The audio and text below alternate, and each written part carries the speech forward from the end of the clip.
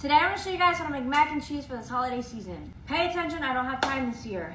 First, boil some water, salt it like the ocean, and we're going to add 1 pound of cavatappi pasta because the cream gets all in the hole and then you bite into the cream. So boil 1 pound.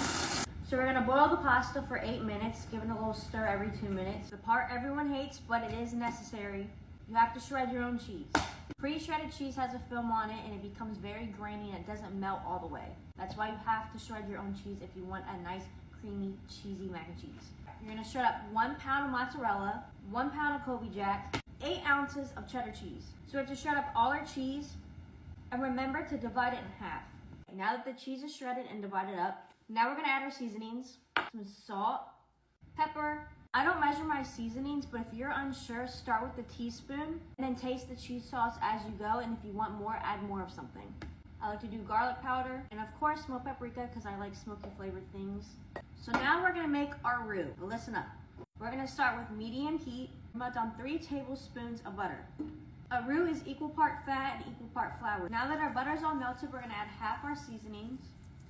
Because what we're doing, we're blooming the seasonings. So it's pretty much like waking up the seasonings, giving them a little bit more flavor. I let this cook for about 30 seconds. We're still on medium heat. All right, so it's been 30 seconds. We're gonna add 3 tablespoons of flour. Still on medium heat, we're gonna mix this all up and make sure it's all combined. And I let this cook for about 2 minutes. If your mac and cheese is grainy, one of the reasons could be because you don't cook the flour all the way out. It's been 2 minutes. We're gonna add 1 can, 12 ounces of evaporated milk. We're switching to a whisk so we can get all the clumps out. So we're gonna add a little at a time and just mix. You gotta be patient. A lot of people just dump the whole can in and that's why their mac and cheese comes out soupy. My mac and cheese isn't soupy, it's creamy. Also, make sure it's evaporated milk, not condensed milk. They're 2 different things. Evaporated milk is milk with at least 60% of the water evaporated. That's where the creaminess comes in from. I did a lot of experimenting to get the perfect texture and that's why I went with evaporated milk instead of regular whole milk. So what we're doing now is called bechamel. I'm teaching you guys some French. We're adding cream milk to the roux. Adding the last bit in.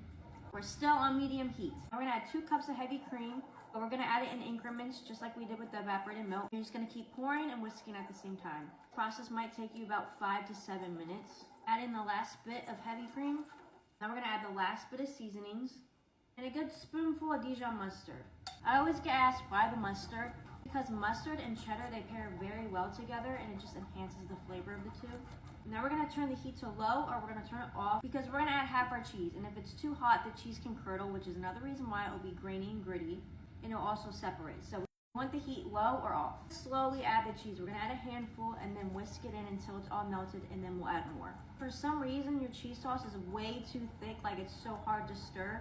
Add a little splash of milk. Milk is used as a thinner, so it'll help thin out the cheese sauce. What we're making right now is called a mornay, more French. Add in the last bit of cheese. So now our cheese is all melted. This is what it should look like. We're now gonna add our pasta. Moving back to our spatula, we're just gonna fold in the pasta with the cheese sauce. And you'll know you did it right if it sounds like this. Because that's what good put. So now at this step, if you're unsure about your seasonings, take a piece of noodle, try it. If you want a little bit more, something, add a little bit more.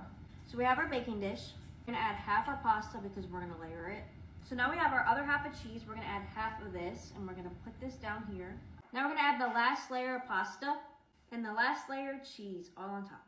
Now we're gonna put it in the oven at 350 degrees for about 25 to 30 minutes. I like to broil it for a few minutes just so it gets that nice crust on top. All right, so it's done out the oven. We have to do a crust test. That's what we like to hear. I have some green onions. You can use green onions, chives, parsley. Here's what she looks like. Moment of truth, the cheese pool. We have to go in the middle because I like to piss people off.